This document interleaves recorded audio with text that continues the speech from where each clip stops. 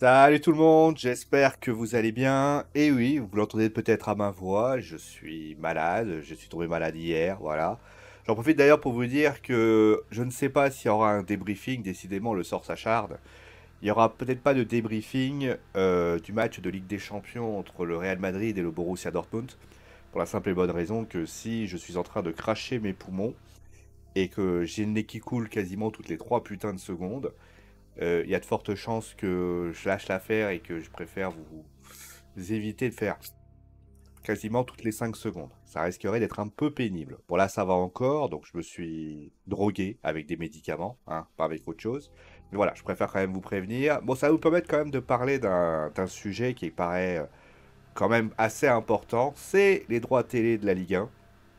J'avais fait un petit aparté notamment sur la Ligue 1, notamment quand j'avais fait le bilan, j'avais parlé notamment de ce qui était bien, ce qui était pas bien.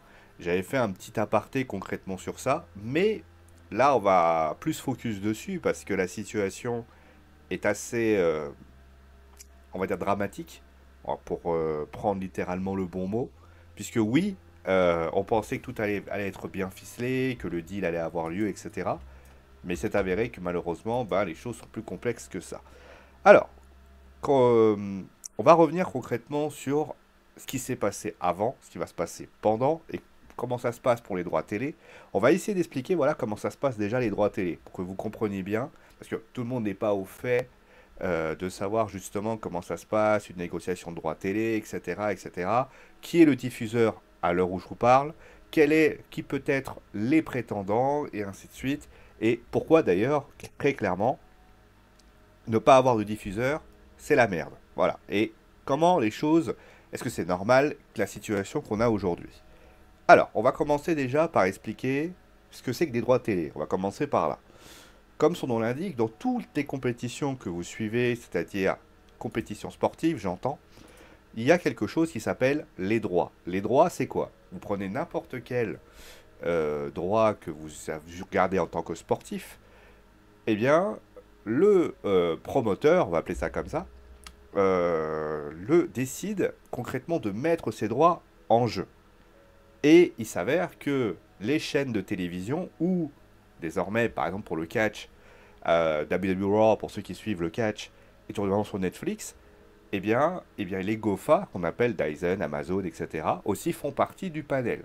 Et là, après, ils font leur vie, et en fait, c'est simple, vous arrivez, vous lancez en fait un appel d'offres, et les chaînes de télévision, alors je compte pas les chaînes de radio pour les raisons que vous savez, et également les GOFA, c'est-à-dire les chaînes qui ne sont pas sur la télévision, mais également précisément sur tout ce qui est chaînes internet, concrètement les chaînes de streaming, et bien tout simplement, ces chaînes, concrètement, vont transmettre en fait un appel d'offres pour essayer de racheter soit l'intégralité des matchs, concrètement, en tout cas de la compétition, ou une partie de la compétition.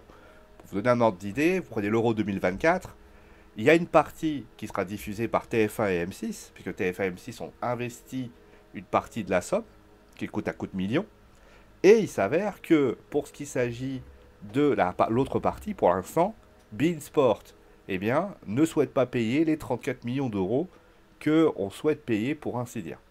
Il faut savoir une chose importante, c'est que, eh bien, l'UEFA à ce moment-là a dit non, etc. Mais on entend toujours un consensus.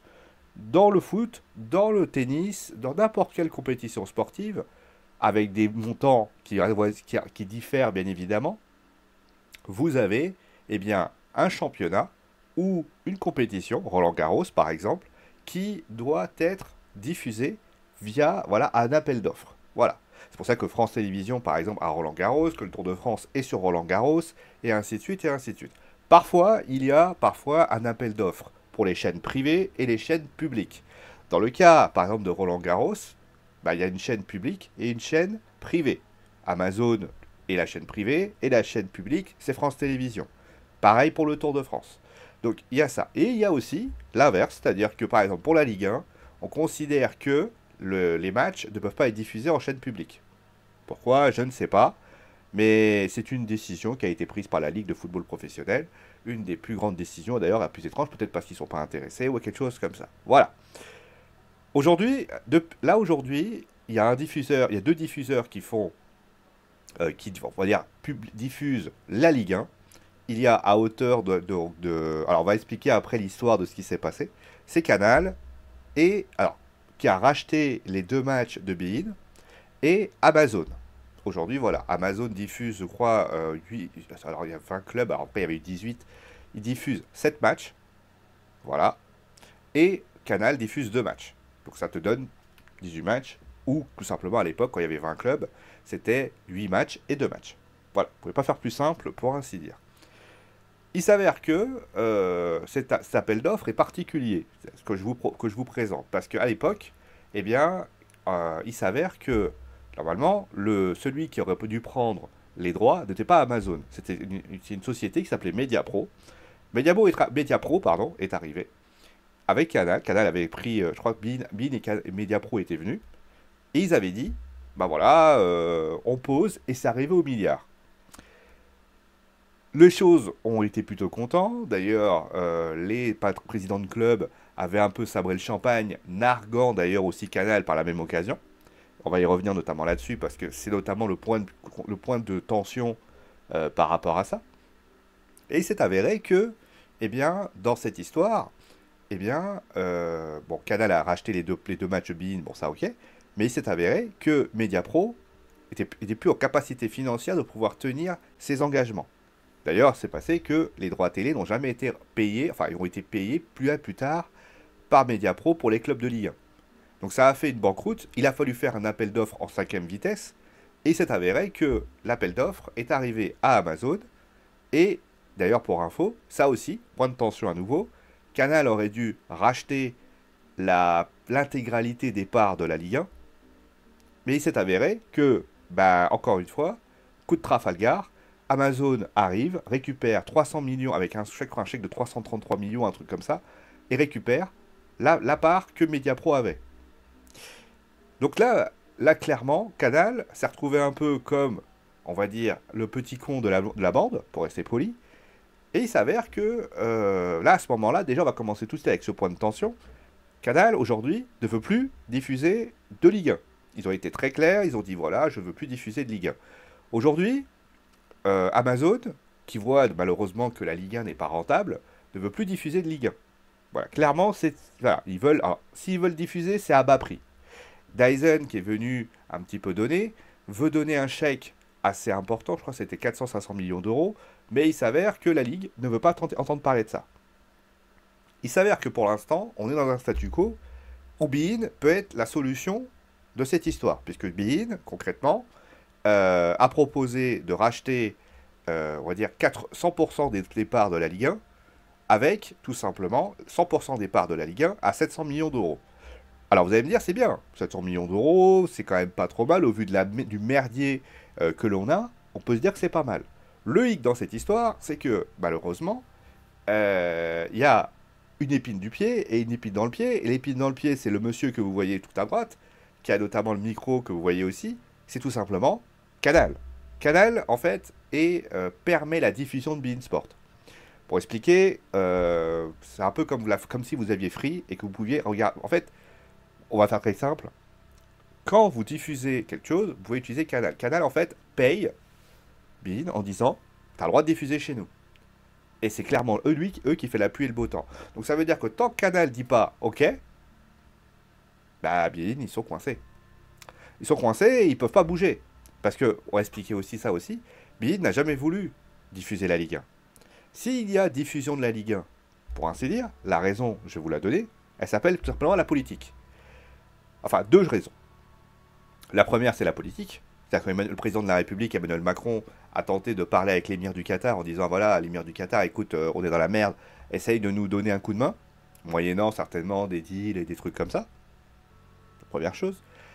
Mais la deuxième chose aussi, c'est qu'il y a notamment de la part du Qatar de se dire tout simplement que dans la liste des 18 clubs de Ligue 1 qui est présent, il y a le Paris Saint-Germain.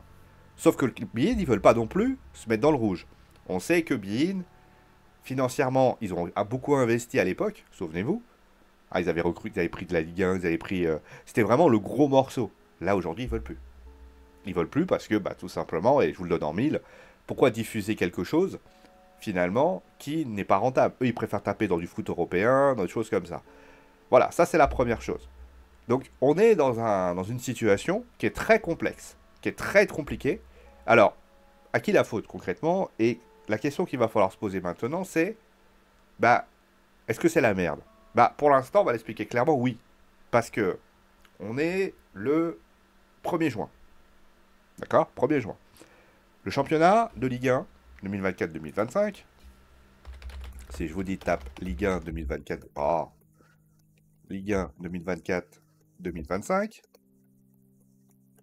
Si je vous demande la reprise, on est... Qui sera la Liga McDonald pour information. Hein. Alors je vais vous donner la date. C'est le 16 août. Alors où je vous parle, donc le 16 août, donc on a 1er juin, 2 mois et demi. Alors où je vous parle, il n'y a pas de diffuseur. Ça veut dire que si vous avez envie de regarder votre match de foot du dimanche soir, vous pouvez pas. Vous pouvez pas parce que finalement personne n'a diffusé ceci. Alors, on va essayer d'essayer de comprendre la situation. Parce que les gens vont dire, avant de commencer à voir s'il y a des solutions, parce qu'il faut quand même essayer de chercher d'être optimiste, est-ce qu'il y a des solutions? Parce que on est étonné par la situation qu'il y a aujourd'hui. Est-ce qu'aujourd'hui, on est étonné de voir Canal être aussi boudeur? Est-ce qu'on s'étonne de voir si peu de diffuseurs faire ça? Bah, pas forcément, en fait. Pas forcément, pourquoi? On va commencer par le premier point. Je vais l'expliquer lors de l'introduction qui a été assez longue. Et justement, fallait vraiment tout expliquer parce que je pense que ça c'était très important pour éviter concrètement à ce que les gens ne savent pas. Parce que tout le monde est parfois néophyte et je préfère voilà, vous l'expliquer tout ce qui s'est passé depuis le début. Il s'avérait que tout simplement, c'est pas étonnant. Pourquoi? On va commencer avec Canal. Canal, ça en 2 fois, s'est fait renflouer et s'est senti lésé par rapport à ce qui s'est passé. On va la faire très courte. Certes, il y a eu un changement de présidence à la Ligue, j'entends, mais Maxime Saada et Vincent Bolloré qui n'aime pas le foot, on va déjà vous le préciser, lui, ils ont considéré que Canal a considéré que s'ils sont concrètement, ils ne sont pas voilà, tout simplement, on les a arnaqués 2 fois. Première fois à Mediapro, deuxième fois quand à Mediapro s'est cassé la gueule. Donc finalement, ils se sont dit dans leur tête, voilà, je ne veux pas investir. Parce que tout simplement, comme il l'a dit Maxime Saada, ils ne seront pas le fossoyeur de la Ligue 1. Donc ça veut dire en clair, je ne veux pas être celui qui va donner de l'argent pour donner de l'argent. Pour traduire littéralement ce qui s'est passé. On va dire déjà, ça c'est la première chose. C'est vrai que là où on peut dire que la Ligue a déconné, c'est qu'à un moment donné, quand vous avez un opérateur historique, enfin, on va dire, comment dire, tous les compétitions, sportives, j'entends, hein, je parle pas des autres. Alors les autres compétitions, chant, machin, tout ça, moi je connais pas assez. Vous savez pertinemment que vous avez toujours un diffuseur historique. Vous avez toujours ce diffuseur qui est le diffuseur intégral, qui va être intéressant. Prenons le catch. Pourquoi, à votre avis, la WWE donne à USA Network NXT et SmackDown? Parce qu'ils se disent dans leur tête, au moins, on a une solution de secours. On leur donne quelque chose. C'est intéressant. C'est intéressant, ça apporte quelque chose. Prenez par exemple dans n'importe quelle compétition. Que vous le vouliez ou non, oui, il y a France Télé, il y a TF1, il y a tout ce que vous voulez. Mais à un moment donné, on est un petit peu dans cette situation-là. D'ailleurs, j'en profite pour dire que le fait que la Coupe du Monde, des prochaines Coupes du Monde auront lieu sur M6, moi j'espère que ça n'a pas vexé TF1. TF1 qui s'est retrouvé comme des cons, bah, ça va peut-être tout simplement vexer TF1, qui vont se dire, parce que si M6 à la fin ils disent oh, finalement on veut plus, bah ils se retrouveront dans la merde. Ça faut quand même le signaler. Ça c'est quand même important, surtout qu'on est le seul pays, enfin je crois que c'est le seul pays qui ne diffuse pas l'intégralité d'une compétition de sélection.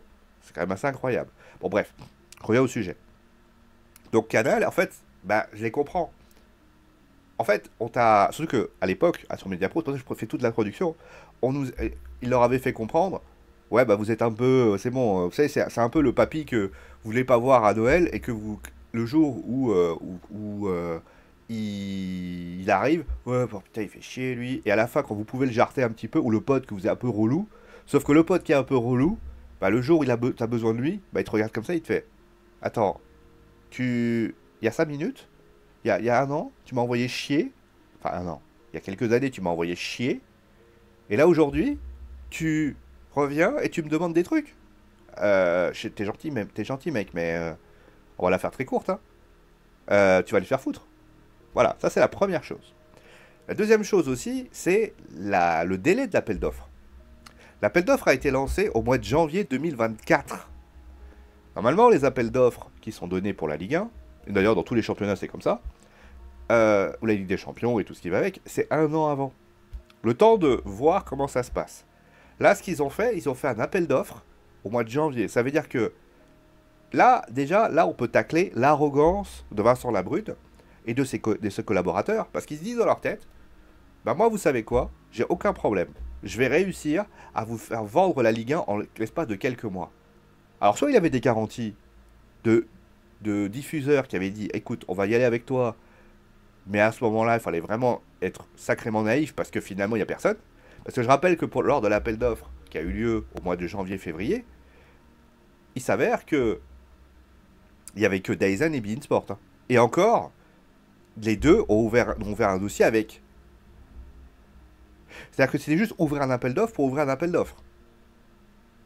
Donc moi je trouve ça un peu culotté de leur part de dire oh ben Canal n'était pas venu, bon ça c'est pas une surprise, RMC non plus, et bien évidemment Amazon n'était pas venu.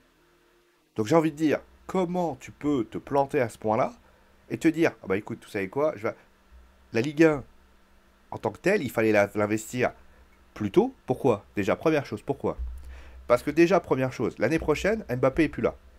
Parce qu'on va quand même parler de la compétitivité de la Ligue 1. Il vous manque également Neymar et Messi qui est parti l'année d'avant. Et on va pas se leurrer, il y a des joueurs qui vont partir encore cette année. Vous savez, les diffuseurs sont pas dupes. Vous savez, l'Arabie Saoudite, aux dernières nouvelles, alors je sais que les gens vont être étonnés de ma comparaison, mais l'Arabie Saoudite, vous avez Benzema et Cristiano Ronaldo. Ça donne envie de regarder la Ligue 1. Voilà, la Saudi, alors je sais plus comment elle s'appelle, l'Arabie Saoudite. Là, dans le cas concret, vous allez voir comment vous allez avoir envie de regarder. Oui, alors, encore une fois, quand vous diffusez... Attention, je précise, hein. Il y a deux types de supporters. Vous avez les supporters qui sont assidus, qui aiment le stade de Reims, qui est partie du stade de Reims, les supporters de Nantes, supporters de Lens, supporters... Eux, ils vont regarder la Ligue 1. Parce qu'ils sont à fond. Ils sont à fond. Mais vous prenez le diffuseur, le spectateur qui, lui, regarde du foot. D'accord? Qui diffuse. Sachant que ce spectateur-là, il n'a pas toujours envie de payer. Ces spectateurs n'ont pas toujours envie de payer. Donc la question qu'il faut se poser, c'est, comme il n'a pas envie de payer, qu'est-ce qu'il va faire? Déjà, les abonnements sont très chers.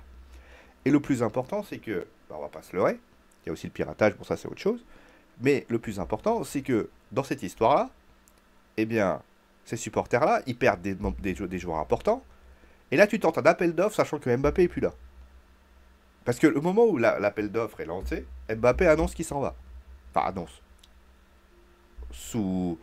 comment on appelle ça? Officieusement. Donc, comment tu veux que les diffuseurs se disent on va avoir un championnat compétitif? Donc, il fallait attendre l'année d'avant. Il y avait encore Messi qui était encore là. Il y avait Neymar qui n'était pas encore partant. Là, tu aurais pu dire ah, vous avez vu, hein, Mbappé sera encore là, etc., etc. Prendre le temps.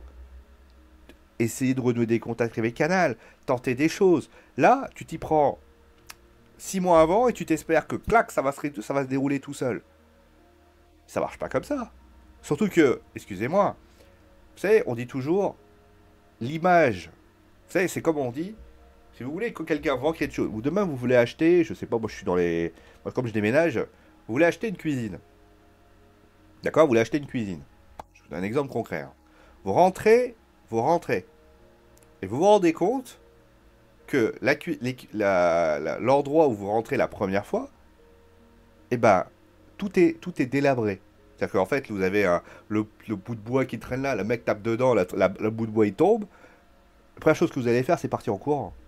Parce que vous allez dire, si ça, c'est pas suffisant, vous allez vous dire, ah ouais, non mais attends, ça tient pas là.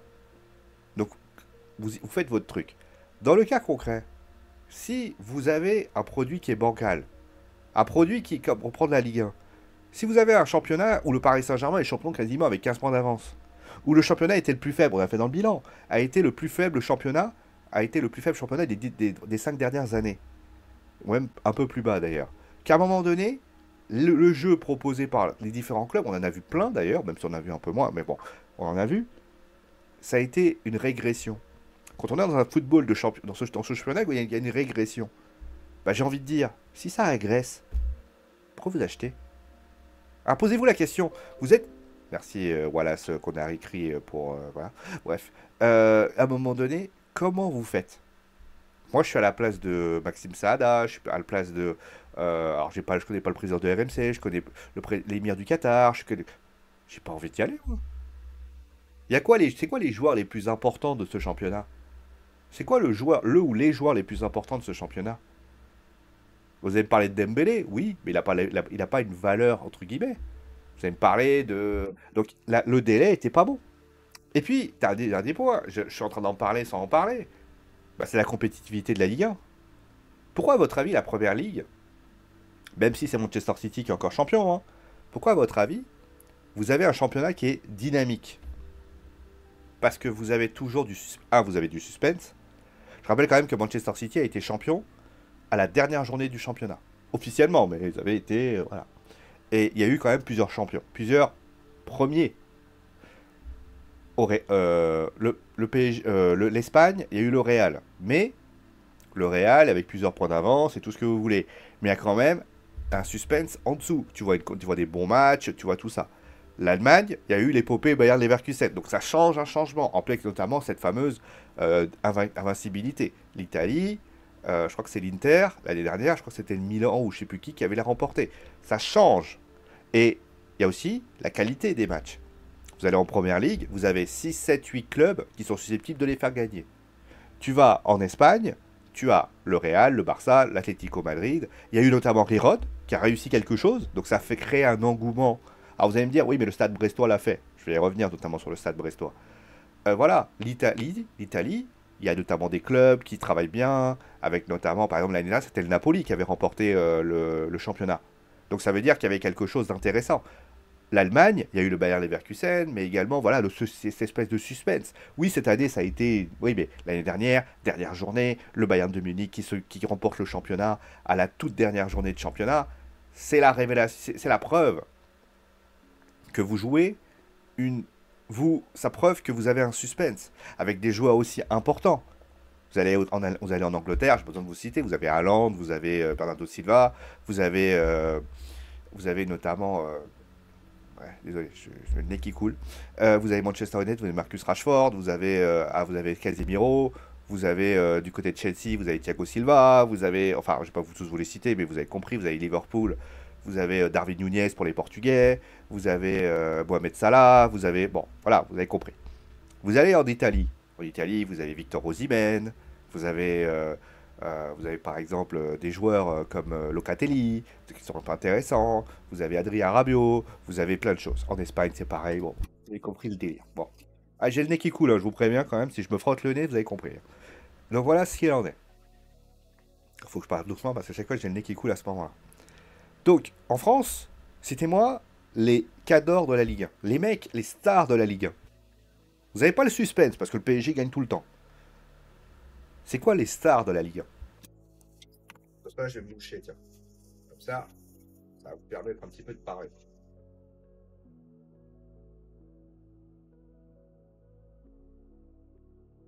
Bon, en commentaire, vraiment, vous avez peut-être répondu. Vous avez peut-être dit, ah, bon, Pierre-Emerick Aubameyang. Vous allez me citer Dembélé. Vous allez me citer Kolo Muani. Vous allez me citer Lee Kandrin, parce que c'est bien pour les Coréens. Vous allez me citer... Oui, mais en réalité, il n'y en a pas. Il y a quelques années, oui, il y avait. Il y avait des joueurs, il y avait Alexis Sanchez qui était là. Intéressant, oui, bon, pas forcément de l'OL. L'OL, il y avait notamment quelques joueurs qui étaient intéressants, Paqueta par exemple, d'internationaux, des trucs comme ça. Le championnat s'est appauvri. Et aujourd'hui, regardez le championnat tel qu'il est. Là, je suis pas loin, je vais pas tarder de faire un championnat. Je vais vous dire, voilà, les clubs. Vous savez, quand j'ai fait le bilan, moi je suis inquiet. Parce que c'est la première fois que le championnat de Ligue 1 est un championnat très peu compétitif. Donc finalement, quand vous êtes diffuseur, pourquoi vous donnerez plus d'argent? Surtout que, pour information, Bein pour l'instant est tout seul. Qu'est-ce que Bein a gagné à dépenser plus d'argent alors que finalement ils peuvent récupérer l'argent? C'est un peu comme si demain vous aviez, pour parler des consoles, vous aviez, à l'époque, à un moment donné, il y a eu une histoire comme quoi Microsoft pouvait peut-être arrêter le marché des consoles. Imaginez si le marché des consoles, vous avez Microsoft qui s'arrête, Sony est tout seul. Pourquoi Sony Si Sony a le monopole, d'accord? Ils ont le monopole maintenant, hein, clairement. Si Sony a le monopole, expliquez-moi pourquoi Sony mettrait à bas prix leurs consoles. Pourquoi ils baisseraient les prix? Bah non, ils vont monter les prix à fond parce qu'ils ont le monopole. Nintendo, on les met de côté. C'est pareil pour la Ligue 1. Pourquoi BIN dépenserait? Là, ils ont mis 700. Parce qu'ils veulent sauver la Ligue 1, parce qu'il y a le PSG, parce que tout ça, je vous ai expliqué. Mais en réalité, ils en ont rien à foutre. Si ça tenait qu'à eux, ils dépenseraient 400 millions d'euros et ce serait barre. Donc ça veut dire que concrètement, c'est réglé. Voilà, ça c'est la première chose. Maintenant, est-ce qu'il y a des solutions? Ouais, c'est la question, parce que bon, à un moment donné, alors, ils ont un deal avec BIN. Tu sais, ils ont une sorte de point de deal où ils ont écrit, voilà, bon, voilà, etc. Les solutions, elles sont complexes. Déjà, la première chose, c'est que, ah oui, j'ai oublié de le dire, mais il y a le contrat CVC qui rentre en compte. Dans ce contrat CVC, ça aussi, il va falloir que le PSG, il va falloir que les choses soient bien gérées. On va la faire très courte. Aujourd'hui, à là où je vous parle, il n'y a pas de diffuseur. Il y a deux solutions, il y a plusieurs solutions. La première, la Ligue revient voir Canal en se mettant à genoux devant eux, en disant bah excusez s'il te plaît, aidez-moi. Et au final, bah, ils finissent par accepter et c'est cool. Ouais. Enfin, moi, je suis quand même. Ça m'étonnerait, hein. Voilà. Ça, c'est la première possibilité. La deuxième possibilité, en fait, Bein finisse par trouver un deal avec Canal. Ça s'entend bien. Les deux partent et finalement, ils partent 700 millions d'euros et ça sera le moindre mal. Troisième point, il y a un investisseur qui arrive et qui sort le milliard et qui met vraiment très mal. Aujourd'hui, il n'y en a pas. Je vous le dis, il n'y en a pas. Amazon ne veut pas. Alors, tu peux trouver justement le fameux consensus de se dire, là aujourd'hui, il est impossible d'acheter tout. Ce qu'on va faire, c'est qu'on va négocier de gré à gré, ce qu'ils sont en train de faire d'ailleurs. C'est de dire, Bean, vous allez prendre une partie, moyennant moins. Dyson, vous allez prendre, je sais pas, deux matchs. Et Amazon, ils vont prendre le main event. Mais encore une fois, Amazon, ils ont envie de faire ça, Bean? Parce que Bean, s'il se retrouve avec les matchs, le multiplex de merde du dimanche après-midi où tout le monde s'en branle, j'ai envie de dire, bah, ils vont pas y aller. Donc, c'est compliqué. Ou alors faire un Dyson Amazon. Dyson investit peut-être sur les 7 matchs de Ligue 1. 9. Ouais, 9 matchs de Ligue 1, il y a 8. Les 8 matchs de Ligue 1. Et le main event, c'est Amazon. Ça peut être une idée. Maintenant, il faut voir combien ça coûte. Ils avaient mis 100 millions, l'autre il avait dit 500. Ça ferait, allez, on va dire 500 plus 600, plus 100, ça ferait 600. Tu sauves un peu les meubles. Parce que je rappelle que les droits, là, étaient à 666 millions d'euros. Tu perds de l'argent, mais j'ai envie de te dire, pour l'instant, t'as une bulle, hein, pour l'instant. Donc ça peut être une possibilité. Malheureusement, il y a aussi la possibilité, avec notamment aussi, je les compte pas, les droits internationaux. Parce qu'il faut savoir que il y a 125 millions d'euros qui arrivent. Vous allez me dire, bah ça fait 600, 725, on est dans le compte. Je vous rappelle pour information que Vincent Labrune a fait un deal avec CVC. Ce deal avec CVC, il va amputer de 125 millions d'euros les droits télé. Donc on se retrouve avec 600 millions d'euros de droits télé. Eh ouais. Donc, à un moment donné, ce que je veux dire par là, c'est que tout a été fait pour être dans cette situation. Aujourd'hui, tout le monde essaye de sauver les meubles à sa façon. Est-ce que le PSG peut avoir de l'argent? Oui. Alors, maintenant, la conséquence, c'est quoi? Justement, j'allais y venir. Bah, pour les gros clubs, ils auront pas, ça va pas changer grand-chose. L'OM continuera sa vie. Je pense par exemple à l'OM, à Textor, à Rennes, qui a notamment la famille Pinault. Je pense à comment il s'appelle, bah, le Paris Saint-Germain, bah, ils ont le Qatar, donc il n'y aura pas de souci. Les gros clubs, ils n'auront pas de souci. Ce qui va se passer, c'est qu'il va y avoir un énorme décalage entre la Ligue 1. Genre, le président Kita, par exemple, a avoué que là, ils sont passés à la DNCG. Bah, la DNCG les a mis en délibéré. Parce qu'il n'y a pas les droits télé. Donc tu vois déjà les conséquences avec ça. C'est-à-dire que dans la case droit télé, pour l'instant, on leur ont dit de mettre la somme de l'année dernière. Sauf que la DNCG, ils sont pas connes, ils vont pas dire ouais, non mais. Et c'est la DNCG qui les conseille et pourtant ils ont mis ça comme ça. Aujourd'hui, on va le dire clairement, on est peut-être en train de voir la mort du foot français à petit feu par des décisions qui ont été prises il y a de longues années. Donc là, la question qu'il faut se poser, c'est quoi? Maintenant, moi, je me pose la question, je me pose cette question. Est-ce qu'aujourd'hui, on est étonné? Non. Est-ce que ça peut être la fin du foot français? Non plus. Maintenant, on est peut-être en train de voir la mort à part petit feu d'un modèle économique qui était certainement à essayer, mais qui a été un échec de par le fait d'erreurs progressives du football. Et aujourd'hui, on va le dire clairement, tous ces échecs-là peuvent entraîner tout simplement une régression en Coupe d'Europe.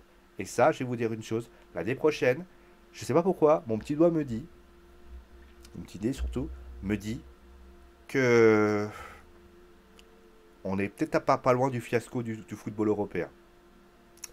À vous de juger. Voilà. Merci à vous tous d'avoir suivi cette émission. Portez-vous bien. On verra comment ça va se passer ce soir, mais à mon avis, avec le nez qui coule dans tous les sens, ça promet d'être un sacrément folklorique. En tout cas, merci à vous. Prenez soin de vous. On se retrouve très vite pour une nouvelle vidéo. Ciao.